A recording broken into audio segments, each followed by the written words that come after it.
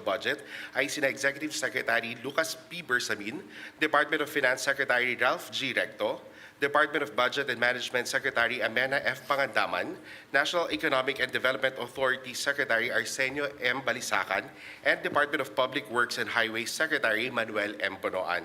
Good morning to our guests. May we ask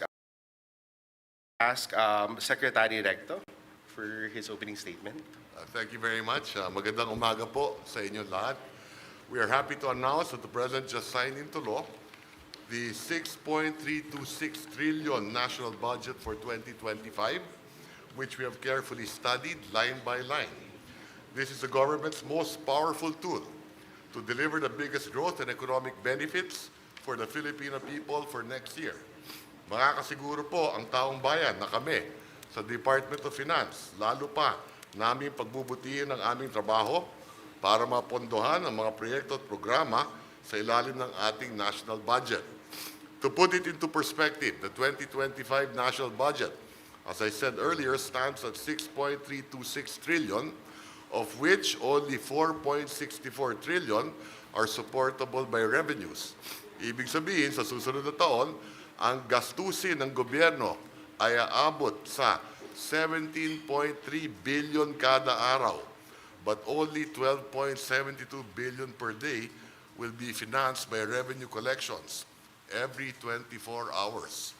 Kaya naman, sa laki po ng aming responsibilidad, 24 oras din magtatrabaho ang DOF para matugunan ang ating pangangailangan.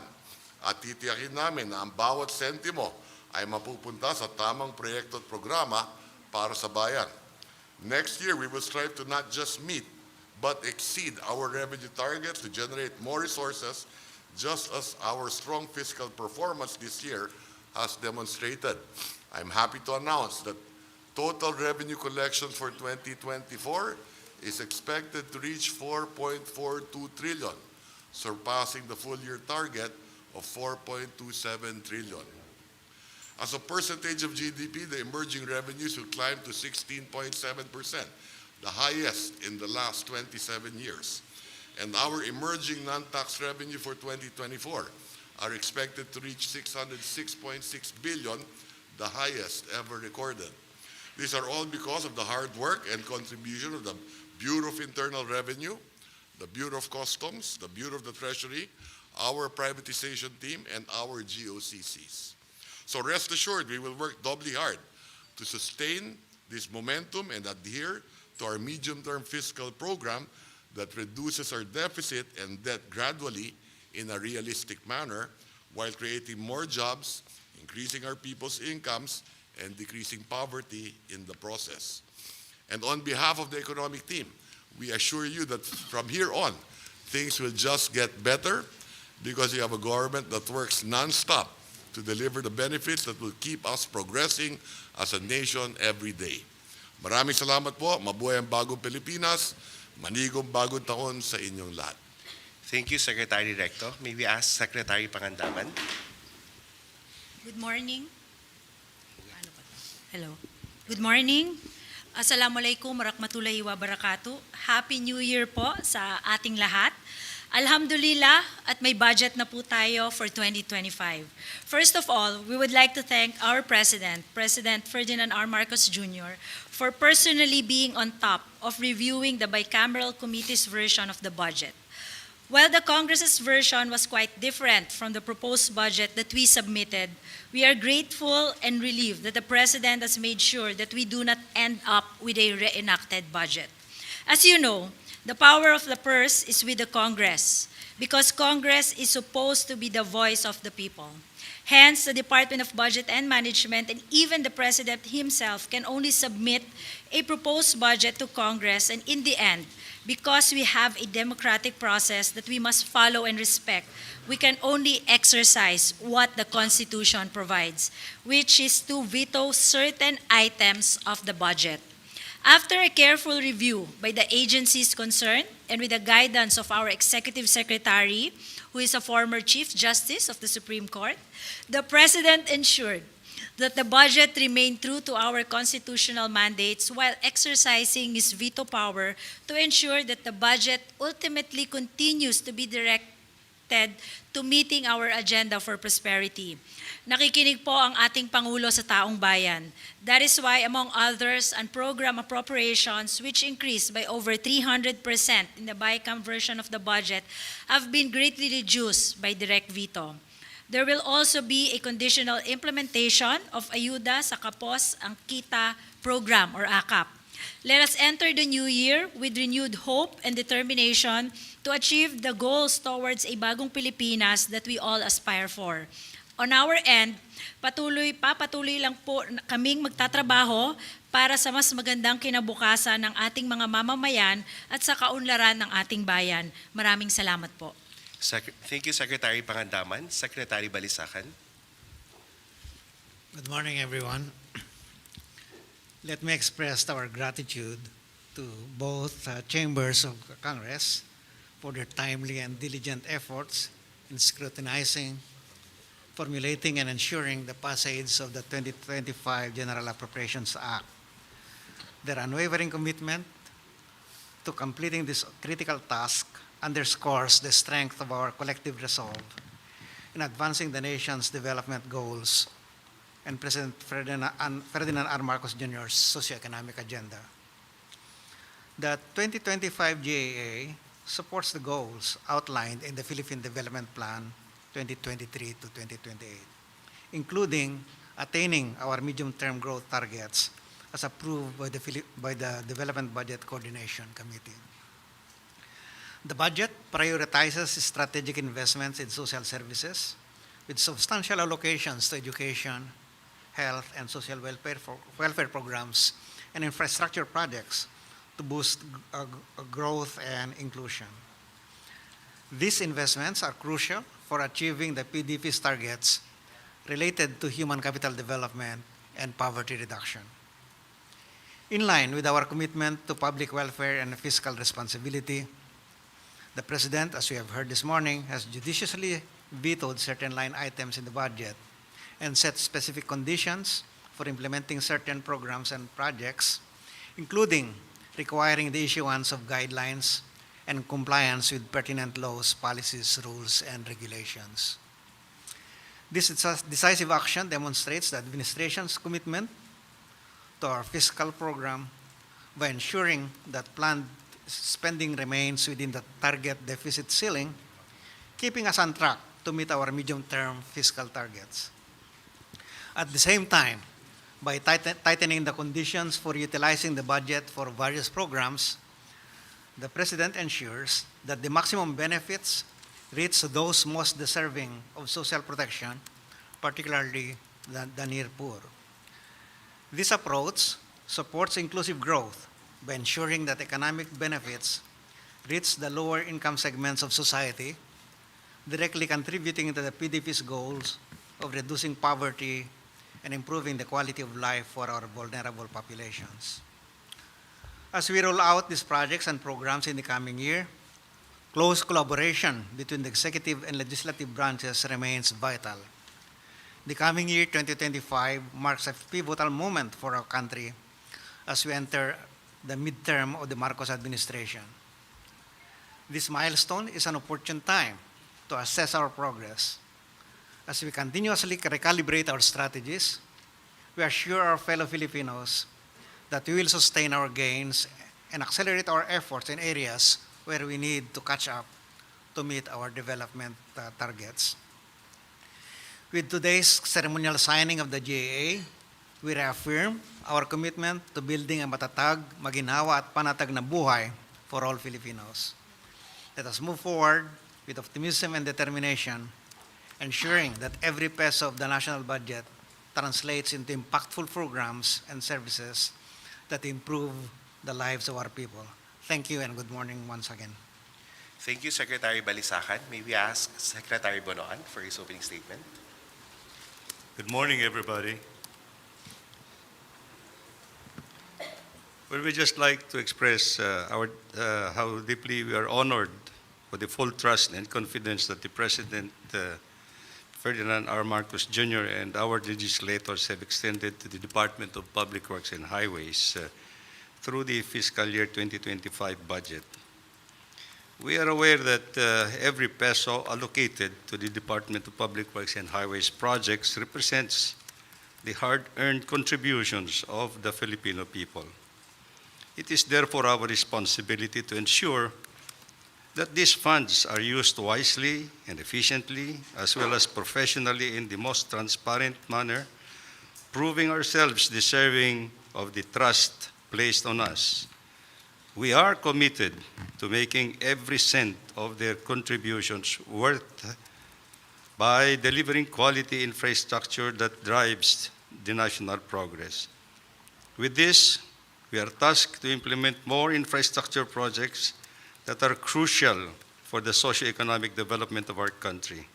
We are prepared to face potential challenges that may arise and remain steadfast in applying the significant lessons that we have learned over the years as we move forward to another year of service. Rest assured that the Department of Public Works and Highways will continue to work diligently in support of the Bagong Pilipinas agenda, advancing infrastructure that uplifts the lives of our fellow Filipinos. Mabuhay ang Bagong Pilipinas. Maraming salamat po. Thank you very much, Secretary Bonoan. We are now opening the floor for questions from our Malacanang media friends. Pia Gutierrez, ABS-CBN. Good morning po. May we ask ano po yung mga significant line item vetoes na ginawa ng Pangulo? 26 billion, roughly 26 billion under the Department of Public Works and Highways. Direct veto yon.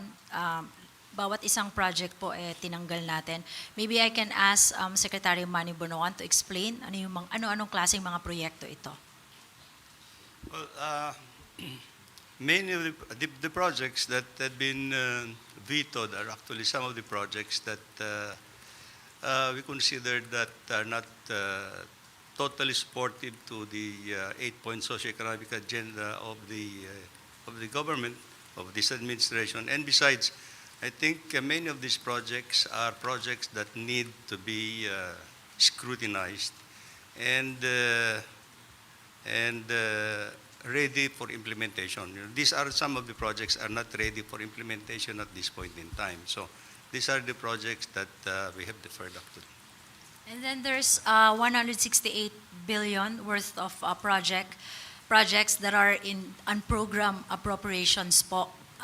Inisa-isa po natin yan kasi nadagdagan po siya. When we did the NEP po, we see to it that yung UA natin, yung UA po kasi standby appropriation yan, di ba? Parang contingent fund. So generally, I mentioned this many times, generally ang contingent po or yung parang is just at least 5% of the total budget. Yan din po yung tinuro sa atin nung nagkaroon tayo ng consultation with IMF, World Bank. So during the NEP po, it's less than 5%. Napakaliit. It's 178 billion pesos. But nung naging po siya, nung napasa na po siya ng BICAM, nag-increase po siya ng 300%. So it's almost 10% of the total budget. So nung nakita po namin yon, binawasan po namin just to be consistent with the 5% yung parang standby fund. So now it's roughly 4.7% of the total budget. Thank you. Next question, Ivan Mayrina, GMA7. Can I ask, sa final version, magkano na ho ang budget ng education versus public works? Kasi isa ho ito sa mga pinupunto na posibleng constitutional infirmity ng budget. Ang nasa, hindi po, but maybe Executive Secretary can further expound later. Ang nakalagay po is not the department, hindi naman po nakalagay doon na dapat Department of Education. It's the sector. So I have here po the top 10 na pagkakasunod-sunod po kung yung sa pinakamataas na budget. Dito po makikita natin na una ang education pa rin po. Hinahanap ko lang. It's 1.053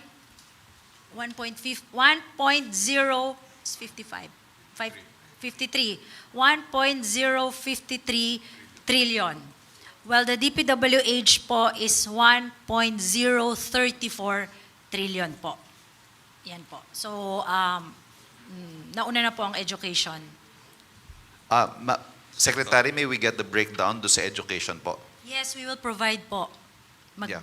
Bibigay po kami. So anong nangyari po, Secretary, we had to, so yung mga veto under DPWH, kaya umangat po relatively yung education sector budget. Yes po, kasi nabawasan din po ng mga 26 billion yung DPWH budget.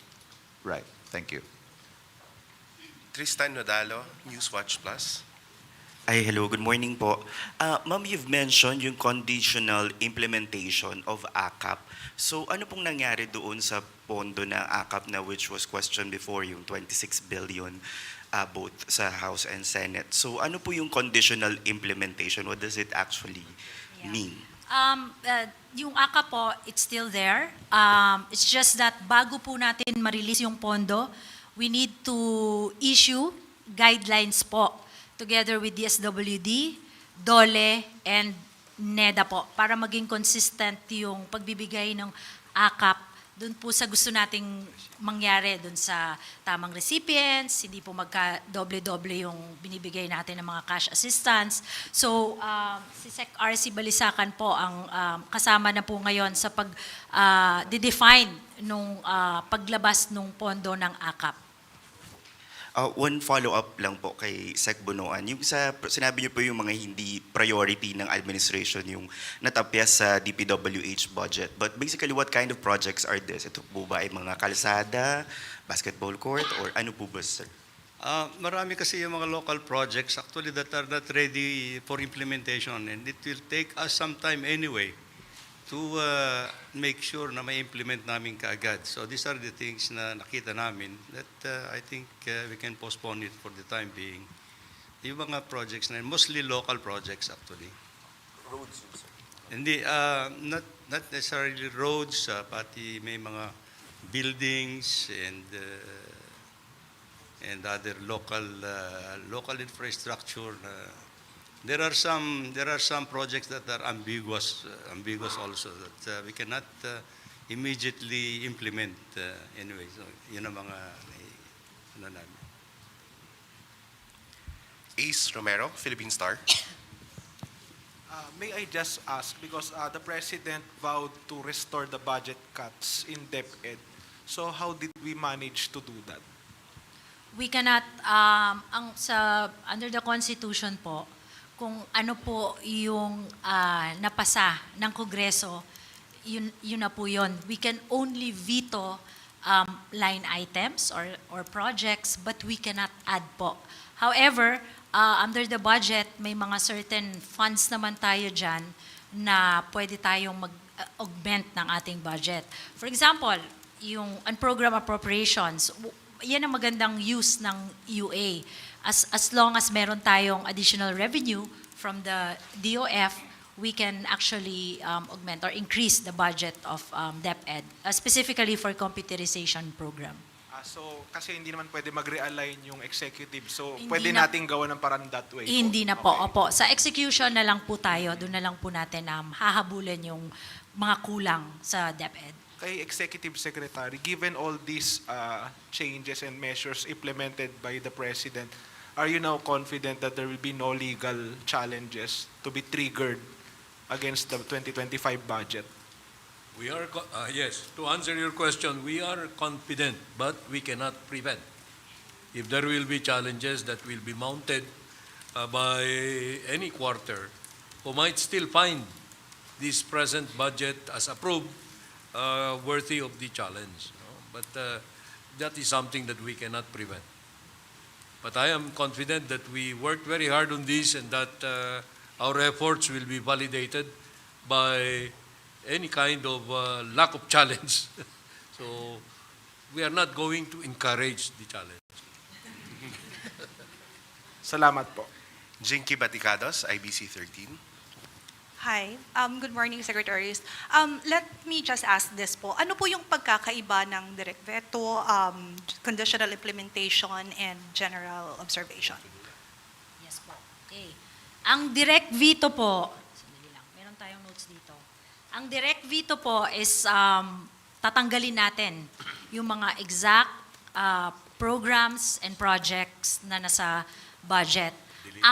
Delete, as in mawawala na po siya. Even the amount, wala na rin po yan. So ibig sabihin po, yung 26 billion na natanggal sa DPWH, bababa po yung level ng budget natin ng by 26 billion pesos. Yun po ang ibig sabihin nun. So, yun po ang direct veto. Ang conditional implementation po is hindi po natin kaagad-agad maibibigay sa kanila yung mga pondo dahil kailangan maglabas pa po tayo ng guidelines at implementing rules bago natin mailabas yan ng mga implementing agencies. So kailangan po nila yung gawin, like yung AKAP po, kailangan umupo po ang DSWD, DOLE at saka NEDA for the guidelines and whatever safeguards na mabuo po nila, bibigay po sa atin bago po natin ma-release yung pondo ng AKAP. Yun po ang conditional.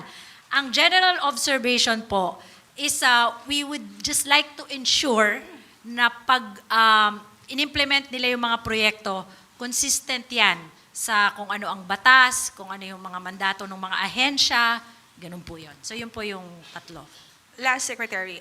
Tumaas po ng 373 billion ang unprogrammed appropriations. Paano tinitiyak ng pamahalaan na sumusunod ito sa mga probisyon ng konstitusyon na nagbabawal sa Kongreso na taasan ang mga appropriation na lampas sa orihinal na mungkahi ng Pangulo? Ang unprogrammed appropriations po kasi, standby fund lang yan. Wala po yan katapat na revenue. Kanina po na-explain po ni Secretary Recto yan. So tuwing meron lang pong additional revenue tayong ma-realize from the Bureau of Treasury, doon lang po natin yan pwede i-release. Thank you, Secretary. Next question, Harley Valbuena, DZME. Hi, good morning. May we know po kung sino yung nag-allocate ng items sa DPWH and unprogrammed funds na binito ng Pangulo?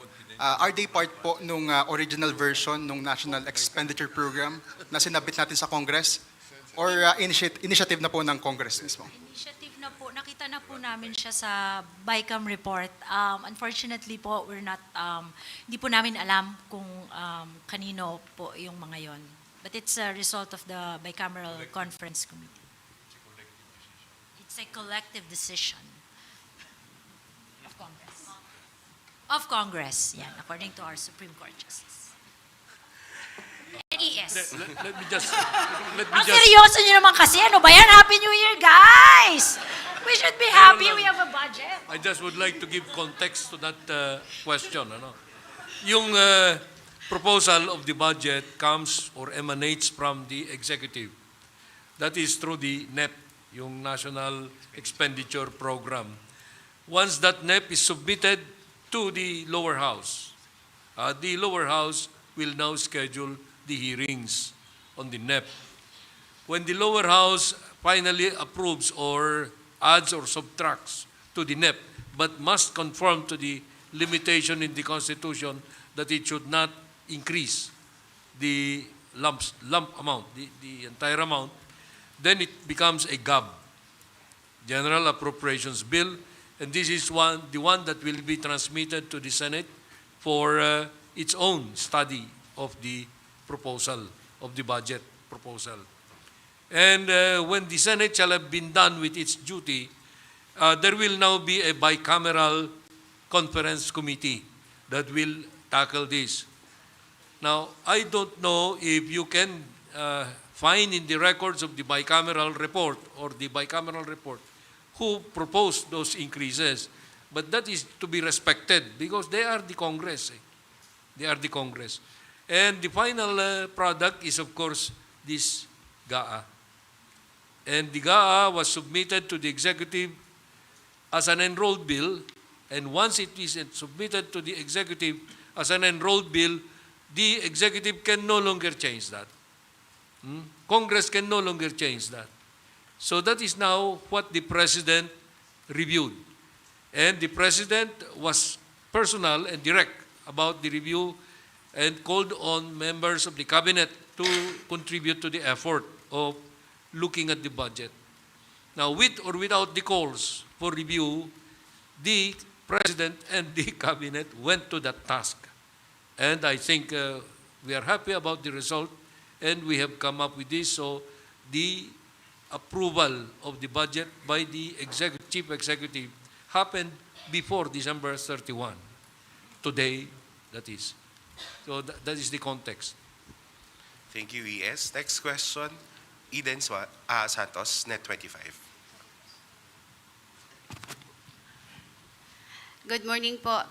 Clarification lang po, ibig sabihin yung 10 billion po na budget ng DepEd, na ibalik po iyon para dun sa...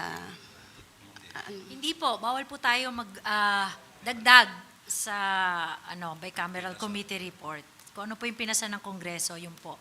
Hahanapan na lang po natin ng pondo sa pag-i-implement natin sa execution ng budget. Maybe Secretary Recto would like to.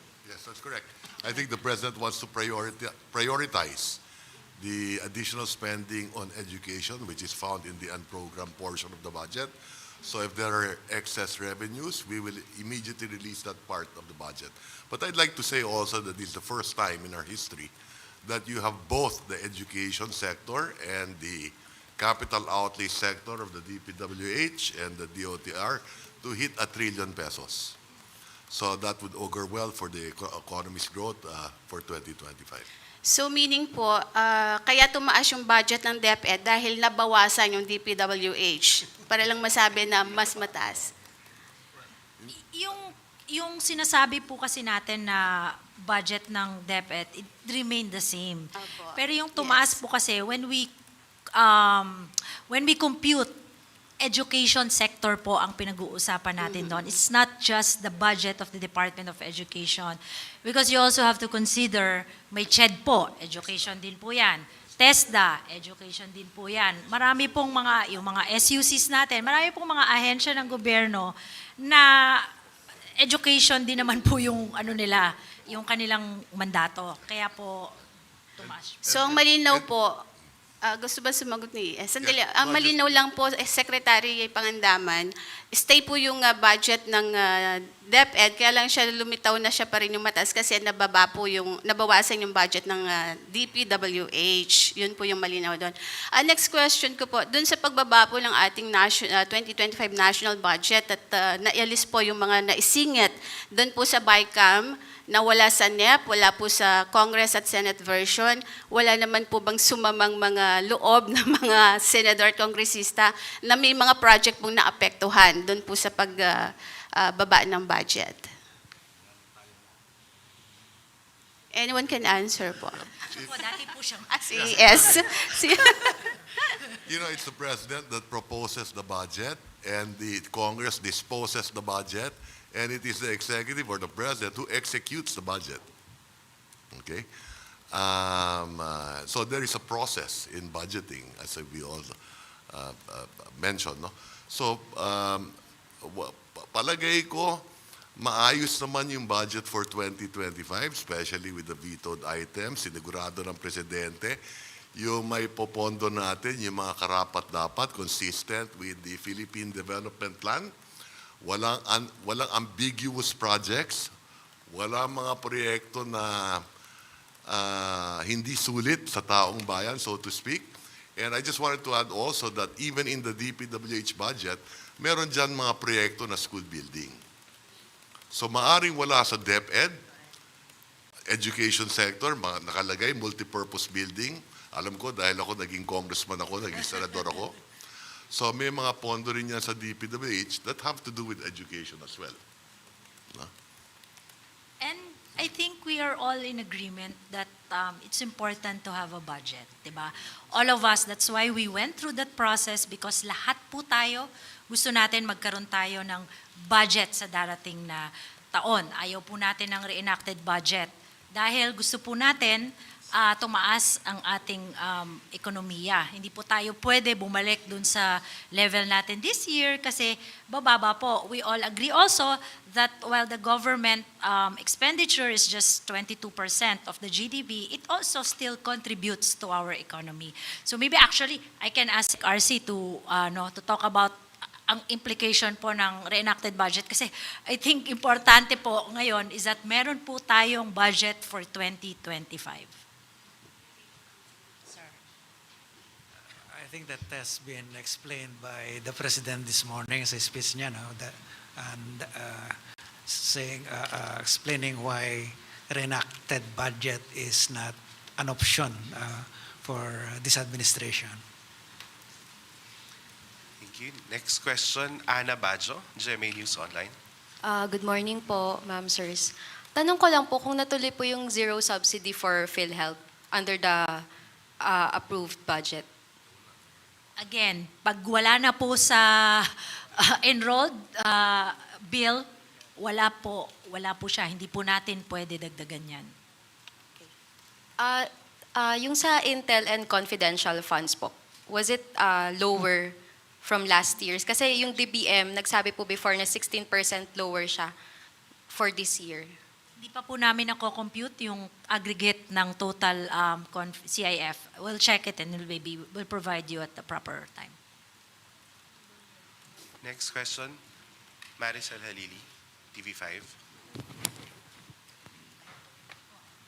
Ma'am, follow-up lang po sa PhilHealth. I understand kasi marami yung may concern dun sa zero subsidy ng PhilHealth and I understand hindi naman siya pwedeng i-veto. So is there another way on to change? Well, my understanding is that Congress did that because the budget for the current the corporate operating budget of PhilHealth is sufficient.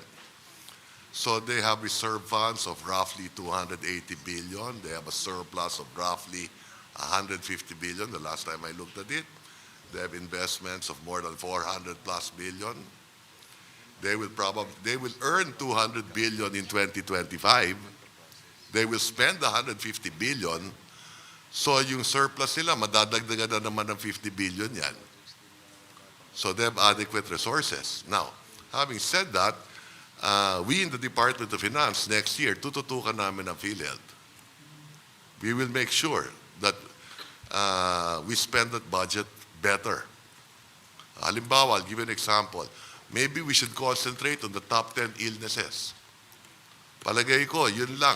Itaas natin 100%, 200% benefit package of the top 10 illnesses.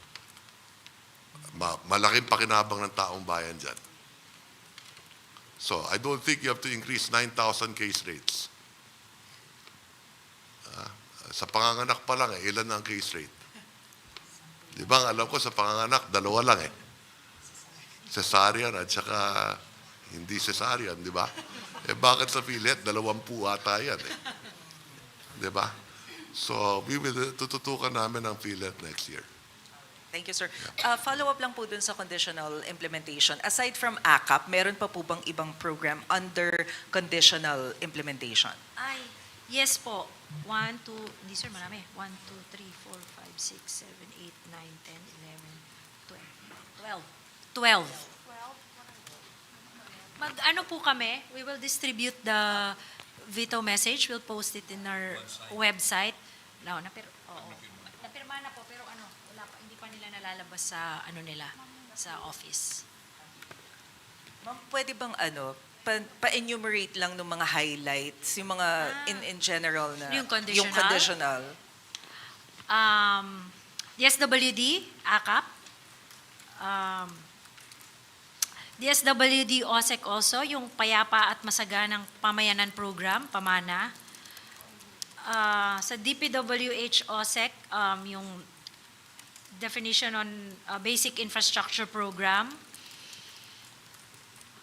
Meron din po sa Office of the Ombudsman, Payment of Retirement Benefits and Pension, Release of Payment of Retirements, Benefits and Pensions. Sa Department of Agriculture po on RCEF. Ay hindi, natanggal na pala to, no? Oo. Tapos, meron din po sa Judiciary, Supreme Court of the Philippines and the lower courts, Special Provision number 7 on maintenance and other operating expenses of the lower courts. Sa Calamity Fund, NDRRMF, National Disaster Risk Reduction, meron din pong special provision dyan na may conditional.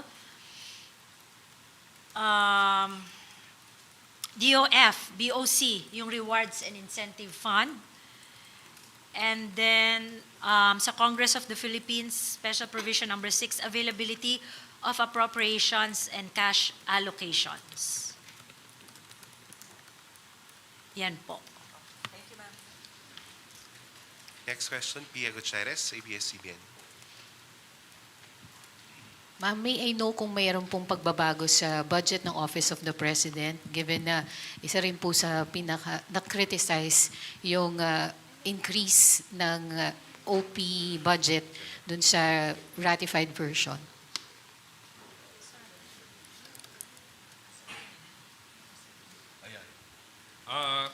Yes, as far as the budget of the OP is concerned, yung NEP was followed pero dinagdagan ng 5.2 billion pesos kasi may nangyari nung 2025. No?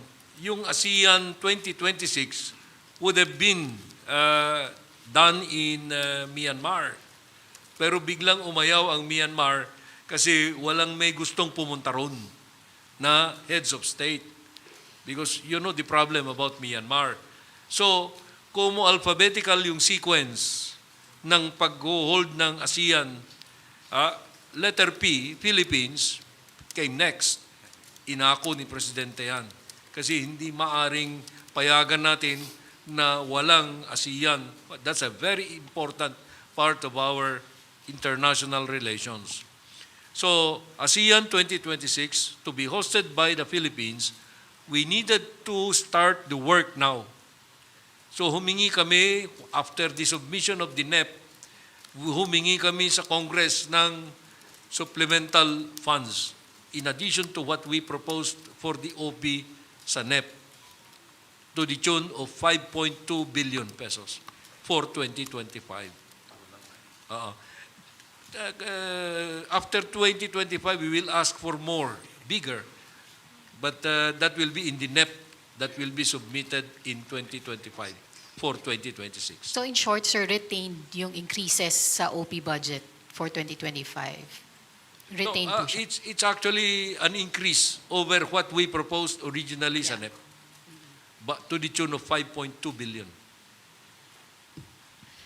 Ace Romero, Philippine Star.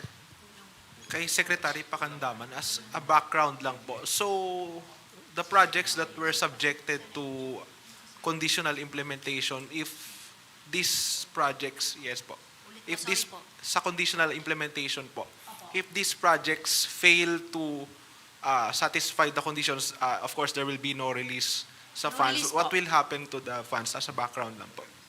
No release, wala na po. Hindi po natin, Saan na po mapupunta? unreleased appropriation siya. And what will be Pag the hindi- It use? could help reduce the deficit. For the, okay, ganun na lang po. Sa follow-up lang po, how about po yung expenditures sa defense given that we are also facing territorial defense challenges and internal security? Can you give us background on what happened to defense spending? I know that, kasi we just received the, I know that nabawasan po yung AFP modernization budget from 50 billion sa NEP to 35 billion po ngayon.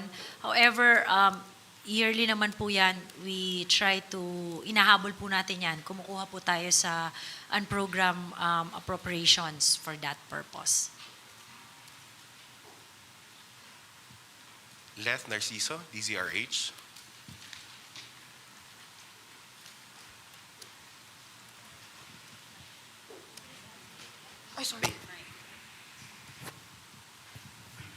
Good morning po. Binanggit rin ni Presidente sa speech niya kanina, prioridad yung agriculture sector, partikular yung mga pagtugon sa mataas na presyo at para mapababa ang presyo ng pagkain lalo na ang bigas. Ano pong mga programa ito?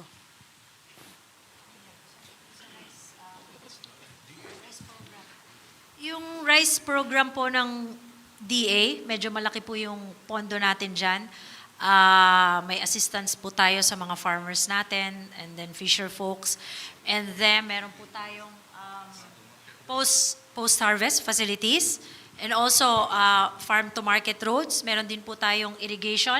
And then meron din po dyan yung bagong batas po natin, yung RCEF po, yung bagong RTL natin.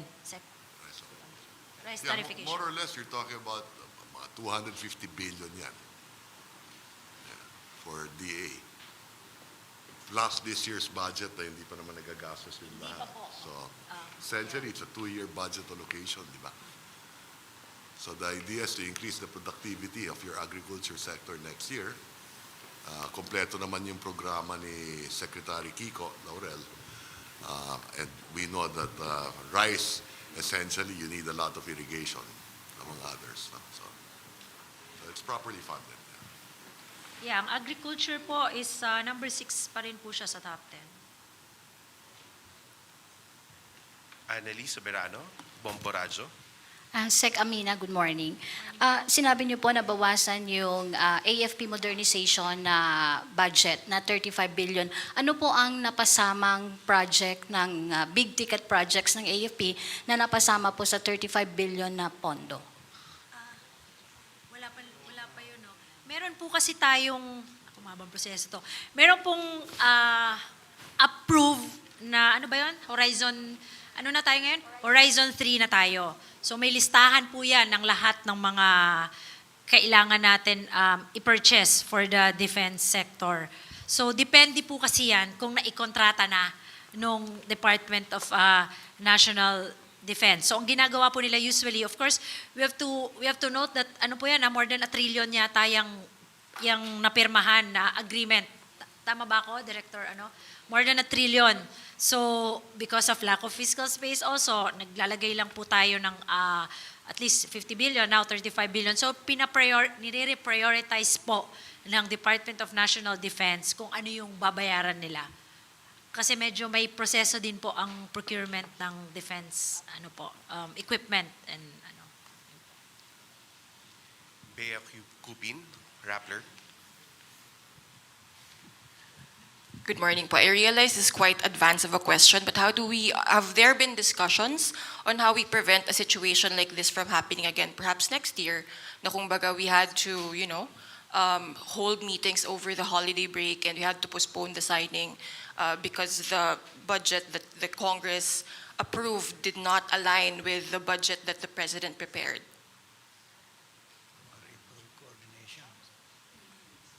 Well, you have to understand, that question is to be explained in this way, We can avoid that by giving to Congress next year, sa next cycle, a NEP that is very comprehensive.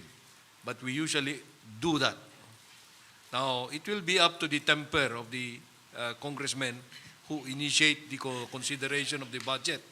And I hope that they will be conscientized. Because most of those that were taken off probably were, you call them insertions, but that's too simplistic. No, they have their own priorities which they could reflect into the legislative process. And that is what they did. They are within their rights to do that. But here comes now the President who says, where are now my legacy projects, my priority trusts? They have given them to the back burner. So that is what instigated the President to make cuts that did not reflect the concept in the proposed budget through the NEP. And sir, if I may follow up, how do we intend to check that temper, considering, of course, Congress is dominated by allies of the President? We do not check except through veto. Because the enactment process is exclusive prerogative of Congress. Yung veto power of the President is the only way to check. Okay? That's post-enactment. But then we have this constitutional setup that when the President exercises his right of veto, the message could be transmitted to the Congress, to the lower house initially, because that is the originating chamber of Congress, and they could have the override power. They could exercise that if they want to. But usually in a situation like this, I don't recall that an override has ever happened. These two branches of government, the legislative and the executive, they work very well in coordination. And it's only when they are at loggerheads that you can expect a direct conflict.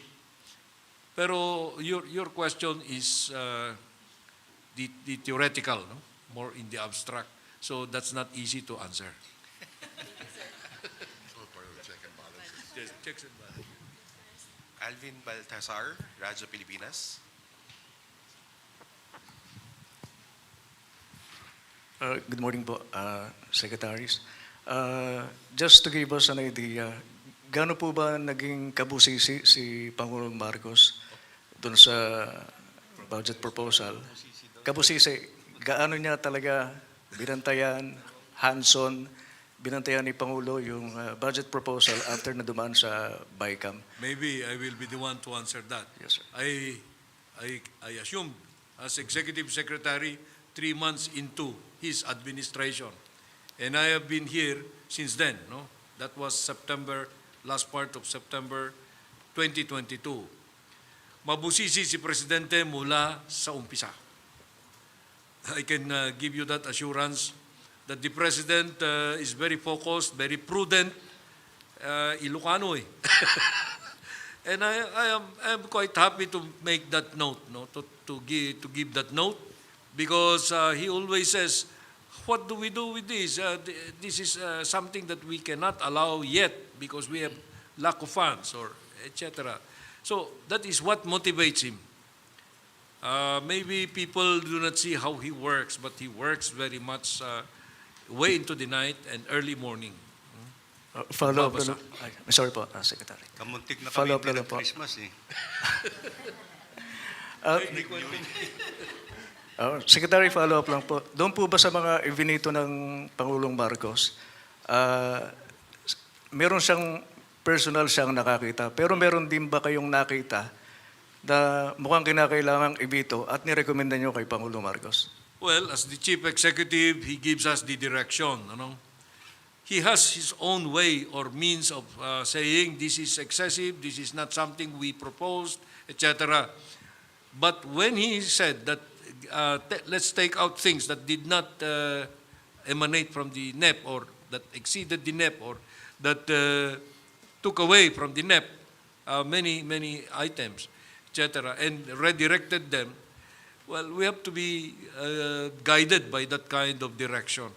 So that is when the cabinet became very useful. Yung sabi ni Secretary Bunuan just now, muntik nang hindi nagpasko. Ewan ko what he meant by that. But the cabinet and the president really acted together. You probably have seen the publications about how we went to work. The economic team, especially, because these matters are money matters. Samantalay ko na lang po kay Secretary Pangandaman. Secretary, pwede po bang paki-mention na lang po yung top 5 na mga government agencies na may pinakamataas na budget allocation for 2025? Of course, yung education, public works, health, DSWD, DILG, DA, DOTR, Judiciary, Dole, and Justice. Salamat po. Before we close today's briefing, may we ask Executive Secretary Bersamin for a closing statement for the Filipino people. Thank you for your questions. Wala namang softball yata na binato ninyo ngayon. Maraming salamat at nagkaroon tayo ng ganitong pagkakataon upang magkaunawaan sa ganitong bagay na napakamahalaga sa buhay ng ating bansa. Ang budget, the GAA, is always the most important bill that can be enacted by the Congress and that can be approved by the President. Kaya mahalaga sa kanya na hindi re-enacted ang ating budget sa darating na taon. Kasi malaki ang impact sa ating ekonomiya at ayaw niyang magkaroon ng loose momentum. Okay. So, itong mga tanong nyo, sana magkaroon sila ng impact sa taong bayan upang maintindihan nila or maunawaan ang nangyari ngayong araw na ito. Sa panawagan na ang budget natin ay isang budget na unconstitutional, nais ko pong sabihin sa inyong lahat na hindi po magkakaroon ng ganong pagkakataon na unconstitutional ang budget. This is the interplay between the Congress and the executive branch. No? Yung pagsasabi na unconstitutional ito, mangyayari lamang kung may maghahain ng demanda sa judiciary, the third branch of government. Pero sa karanasan ko bilang dating miyembro ng judiciary, mahirap pong dalhin sa Supreme Court ito kung in good faith pareho yung dalawang branches of government. Pero, as I said in the beginning today, this morning, hindi natin mapipigilan kung mayroong mga quarters who would still like to be heard on this issue. But I hope they should not, because that will again be distracting us. Tungkol sa PhilHealth, sinabi ng ating Pangulo kanina na walang mababawas na benepisyo, kundi madadagdagan pa. At pinaliwanag ni Secretary Ralph Recto ngayon na ang PhilHealth ay maraming resources na maaari niyang gamitin sa pagpapalago na ang benepisyo para sa mga kababayan natin. Huwag kayong mag-alala, ang inyong executive branch ay maingat at matipid. Ay, hindi naman. ibang connotation ng matipid mabusisi sa paggamit ng ating resources. So, with that as the final say, I don't know if that is the final say, maganda ang darating na taon para sa atin dahil na-approve na yung ating budget. Happy New Year to all. Thank you very much, Secretary Bersamin, Secretary Recto, Secretary Pangandaman, Secretary Balisacan, and Secretary Bonoan. That wraps our press briefing today. Thank you and good day. Thank you. Happy New Year!